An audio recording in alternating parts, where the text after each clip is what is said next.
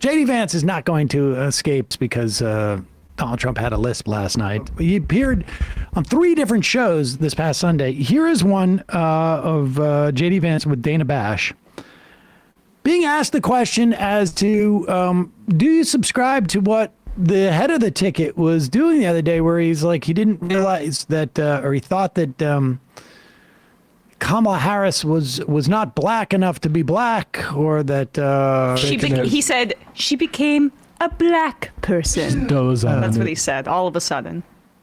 I guess it was, but they said she was a DEI hire the whole time, and that they were complaining that Biden sought out a black woman for his vice presidency. So this must be a really long con, I guess, by Kamala Harris to have pulled the wool over Biden's eyes in his DEI search as well. Going to Howard was the perfect alibi. Yeah, right. This is a long game, folks. Fronting the United States. Okay, one last question. Please. And I can't believe I have to ask you this, but I do, because Donald Trump has been attacking Kamala Harris's racial identity. He has not been, but ask your question. Well, he questioned her racial identity. He said a number of years ago she happened to turn black. Her father is Jamaican. Do you believe Kamala Harris is black? I believe that Kamala Harris is whatever she says she is, but I believe importantly that President Trump is right that she is a chameleon. She pretends to be one thing in front of one audience. She pretends to be something different in front of another audience.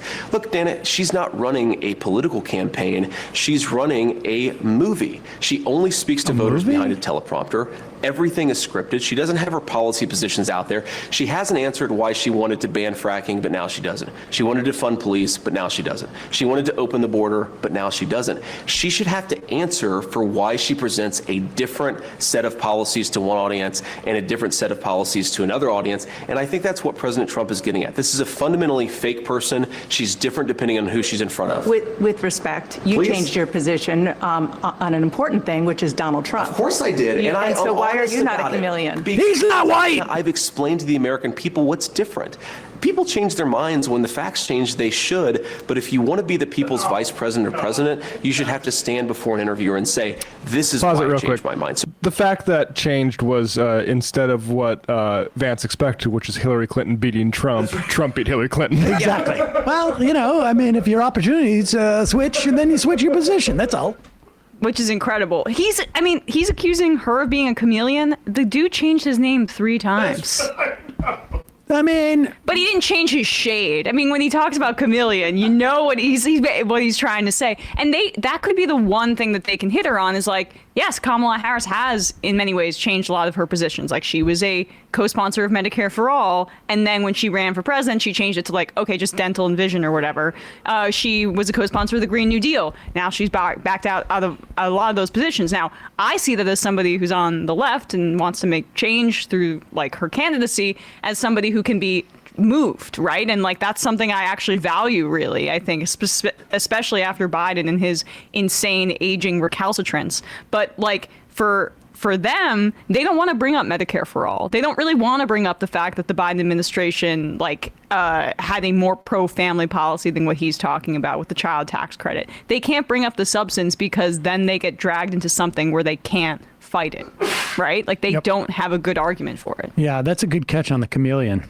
It's changing her colors wherever she is. Right? That's the subtext. Dana Bash may have caught that. Well, does she? Had she been a little bit more in tune? Is this when? Yeah. Did she bring up the other part about Hitler after this? Was this in the same? Oh yeah. Can we just watch like 20 more seconds of this?